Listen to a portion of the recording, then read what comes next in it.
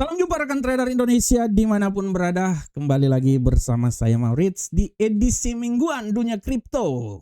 Tempat di mana kita mencoba untuk berbicara tentang Bitcoin, memprediksikan, dan kita akan mengkaji bagaimana pergerakan Bitcoin saat ini maupun yang akan datang. Dan seperti biasa rekan trader, untuk memulainya kita akan mencoba untuk melihat bagaimana pergerakan yang terjadi pada Bitcoin selama 1 minggu ini. Kita tahu bahwa pergerakan yang terjadi pada Bitcoin selama 1 minggu ini sangat luar biasa. Sempat naik ke 65 tapi kembali lagi mencoba untuk turun lagi rekan trader. Dan kita akan lihat langsung rekan trader bagaimana pergerakannya. Rekan trader semuanya, selama 1 minggu ini secara garis besar kalau kita lihat pergerakan yang terjadi pada Bitcoin secara keseluruhan dia bergerak sangat fluktuatif dengan kecenderungan melemah tipis ya selama dari tanggal 6 sampai tanggal 12 Agustus ya. Kita lihat bahwa Bitcoin sempat naik ke level 65.400 ya setelah laporan ketenaga kerjaan yang sangat lemah ya pada hari Jumat lalu, tetapi secara garis besar dia gagal mempertahankan rally tersebut. Ya, kemudian kita lihat Bitcoin dia kembali lagi turun rekan trader setelah menembus level 65, dia turun hingga kemarin menyentuh level 63.183. Hari ini agak sedikit terkoreksi luar biasa, sempat tadi naik juga ya. Dan dia hari ini masih berada di level 63.773. Secara garis besar rekan trader, apa yang terjadi pada Bitcoin ini tidak bisa dilepas dari banyak faktor rekan trader ya. Kita bisa lihat bahwa yang mendukung pergerakan Bitcoin secara garis besar kita lihat bagaimana harus masuk ETF ya pada awal periode.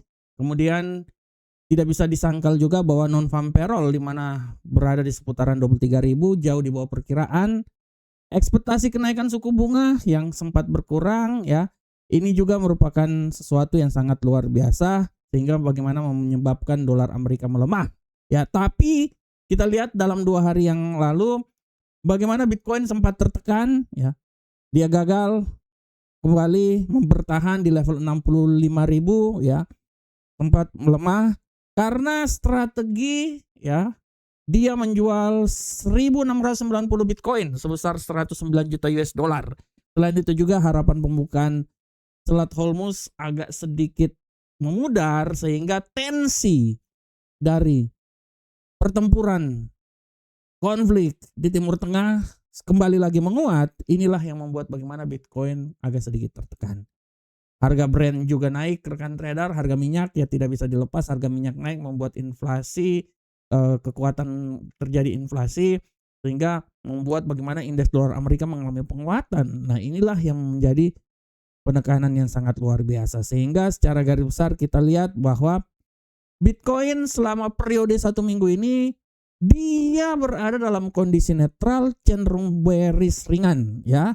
Netral dalam hal ini memang dia bullish tapi kemudian dia cenderung bearish ringan ya, dan harga ini dia berkisar antara 63 hingga 65.400-an. Ini adalah pergerakan yang terjadi selama 1 minggu ini. Nah, selanjutnya rekan trader, kita masuk dalam tema mingguan kita Bitcoin. Dan untuk kali ini yang coba saya angkat adalah bagaimana inflasi Amerika akan menjadi ujian besar bagi pergerakan Bitcoin. Kita tahu rekan trader setelah non-farm payroll dikeluarkan di mana non-farm payroll jauh dari perkiraan, penambahan hanya sebesar 23.000. Ini memang benar-benar memberikan kekuatan yang sangat luar biasa karena dia berhasil menekan indeks dolar Amerika dan membuat Bitcoin agak sedikit tergerak naik ya. Nah, ujian berikutnya adalah ujian dari inflasi, data inflasi yang baru saja dikeluarkan. Nah, secara garis besar kita lihat kenapa ujian ini sangat dibutuhkan rekan trader. Kita lihat kenapa jalur dari data inflasi ini dia sangat memberikan pengaruh terhadap Bitcoin. Nah, secara garis besar kalau kita lihat rekan trader bahwa apabila data inflasi yang dikeluarkan dia lebih tinggi, dia sudah barang tentu akan membuat the Fed ini akan lebih hawkish. Imbas dari hawkish itu adalah yields dan dolar Amerika itu akan naik. Likuiditas pun juga akan menjadi sedikit tertekan. Sehingga apabila inflasi semakin menguat, sudah barang tentu akan menekan Bitcoin dan Bitcoin akan sedikit mengalami pelemahan. Ya. Tapi apabila data inflasi yang dikeluarkan dia lebih rendah, sudah barang tentu tekanan pengetatan akan semakin berkurang rekan trader. Ya, kemungkinan the Fed ini tidak akan menaikkan tingkat suku bunga, sehingga dari sini pasar kemungkinan besar akan bereaksi dan membuat dolar agak sedikit mengalami penurunan atau tertekan. Sehingga dari tertekannya dolar itu membuat sentimen risk on ini akan semakin membaik.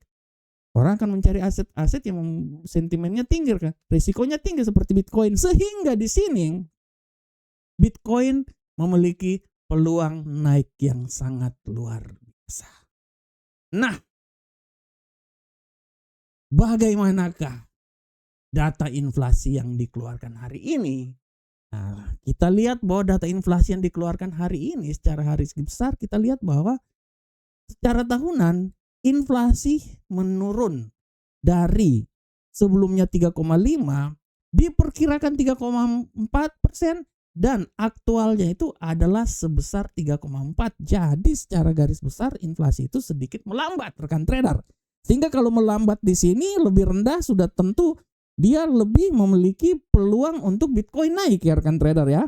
Nah, sedangkan inflasi bulanan sedikit mengalami kenaikan dari minus 0,4 menjadi 0,1. Sedangkan inflasi intinya ini masih tetap berada di sekitaran 0,2. Ya agak sedikit menguat ya rekan trader ya. Tapi secara tahunan kita lihat sedikit mengalami perlambatan dan ini secara garis besar kalau kita lihat rekan trader dia memberikan pengaruh dan memberikan suatu arahan bahwa dengan data inflasi yang lebih rendah seperti kayak gini ada sedikit peluang untuk Bitcoin naik ke posisi yang lebih tinggi ya rekan trader semuanya ya. Nah, di sini rekan trader kita lihat mengapa hasil inflasi yang telah dikeluarkan ini dia memberikan hasil yang positif. Kita tahu secara tahunan hasil inflasi yang terjadi itu berada di sekitaran 3,4 ya dari sebelumnya 3,5. Menjadi pertanyaan mengapa hasil ini memberikan positif bagi Bitcoin. Nah, secara garis besar rekan trader apa yang terjadi rekan trader dengan hasil dari data inflasi ini sudah barang tentu setidaknya dia membuat inflasi itu melambat. Data juga menunjukkan bahwa inflasi itu melambat. Sehingga dengan inflasi melambat ini membuat tekanan suku bunga itu berkurang. Rekan trader bisa lihat ya tekanan suku bunga berkurang dan kalau rekan trader lihat di sini ya secara garis besar kalau rekan trader lihat, di sini pun juga memberikan suatu arti bahwa pada pertemuan FOMC berikutnya itu kemungkinan suku bunga itu masih tetap ditahan. Dari sebelumnya yang menyatakan bahwa suku bunga itu kemungkinan akan dinaikkan, tapi setelah data non-farm payroll dikeluarkan, kemudian data inflasi yang agak sedikit melemah, membuat kemungkinan besar di pertemuan FOMC berikutnya juga itu adalah suku bunganya itu masih tetap dipertahankan rekan trader. Nah, sehingga di sini dari sini kita bisa lihat bahwa data inflasi yang dikeluarkan memiliki arah yang positif bagi Bitcoin karena inflasi melambat, tekanan suku bunga berkurang, kemungkinan dolar ini akan tertahan sehingga likuiditas ini lebih kondusif dan membuat Bitcoin memperoleh peluang untuk naik sedikit lebih tinggi lagi. Nah, ini dia rekan trader ya. Nah, sehingga di sini rekan trader secara garis besar kita bisa lihat ya, secara garis besar kita bisa lihat dengan jelas bahwa apa yang terjadi saat ini setidaknya dia memberikan suatu peluang yang sangat besar bahwa Bitcoin untuk arah ke depan sedikitnya memiliki peluang untuk mencapai posisi yang sedikit lebih tinggi lagi. Akan tetapi rekan trader, dengan data inflasi yang sedikit melemah ini, memang dia memberikan peluang yang sangat besar untuk Bitcoin naik. Tapi harap diperhatikan juga ada risiko-risiko lain rekan trader, misalnya bagaimana masalah selat Holmuz ya. Apabila selat Holmuz dalam hal ini kembali ditutup, setidaknya dia akan membuat indeks dolar Amerika kembali menguat dan dia akan membuat tekanan yang sangat luar biasa terhadap Bitcoin. Selain itu juga yang diperhatikan juga adalah bagaimana dilema kebijakan yang dikeluarkan oleh The Fed ya. Inflasi melambat pada prinsipnya, tapi masih tetap dia berada di atas target. Targetnya itu adalah 2% ya. Sekarang kan 3,4%, rekan trader, dari bulan kemarin 3,5. Nah, selain itu juga dengan adanya pasar tenaga kerja yang melemah, tetapi harga energi juga memiliki risiko untuk naik ke posisi yang lebih tinggi lagi, sehingga masih data dari The Fed ini masih tetap dilihat lagi ya. Sehingga di sini rekan trader, potensi yang ada adalah skenarionya ya kemungkinan besar setelah pasca dikeluarkan data inflasi, ya memang kita bisa lihat bahwa kemungkinan besar Bitcoin juga memiliki peluang yang sangat besar untuk naik. Tapi ya harap diperhatikan juga bahwa Bitcoin ini memang harus dilihat juga dari bagaimana pengaruh, bagaimana ETF spot yang dana-dana yang masuk di sana. Apabila memang banyak dana yang keluar dari ETF spot, ya sudah barang tentu akan sedikit memberikan tekanan terhadap Bitcoin. Tapi dengan kebijakan seperti kayak gini, data seperti kayak gini, dan kalau kita lihat juga dalam beberapa hari terakhir ini, banyak sekali dana-dana yang masuk rekan trader ya. Setidaknya dana yang masuk di ETF spot, nah ini saya tunjukin dulu. Nah, ini dana yang masuk di ETF spot ya, tanggal 11 ada sekitar 4 juta lebih. Ya memang dari tanggal 4 sampai tanggal 11, kecuali tanggal 10 memang dana keluar ya sebesar 114. Tapi setelah itu rekan trader bisa lihat bahwa dana yang masuk secara garis besar ini memberikan peluang yang sangat besar juga bahwa dia memberikan kekuatan untuk Bitcoin naik ke posisi yang lebih tinggi lagi. Nah, yang menjadi pertanyaan rekan trader, bagaimanakah pergerakan Bitcoin 1 minggu ke depan pasca data inflasi dikeluarkan? Nah, kita akan lihat secara garis besar setelah data inflasi ini dikeluarkan, prediksi yang coba kita bangun untuk Bitcoin ke depan ya, ini dalam kacamata saya Bitcoin masih punya peluang yang besar untuk kembali naik ke posisi yang lebih tinggi. Oleh karena itu, prediksi yang coba kita kembangkan adalah Bitcoin akan kembali mencoba masuk ke level 65.000. 65.523 adalah level tertinggi, tapi untuk bisa sampai menempuh hal tersebut, dia harus bisa kembali menembus level 64.900 atau 65.000 lah ya. Nah, dia harus bisa sampai ke level tersebut. Tapi apakah Bitcoin masih punya peluang untuk melemah? Ya sudah barang tentu masih tetap juga masih ada rekan trader. Apabila nanti perang masih terus berkecamuk, kajian yang coba kami berikan adalah Bitcoin masih punya peluang untuk melemah hingga level 62.119.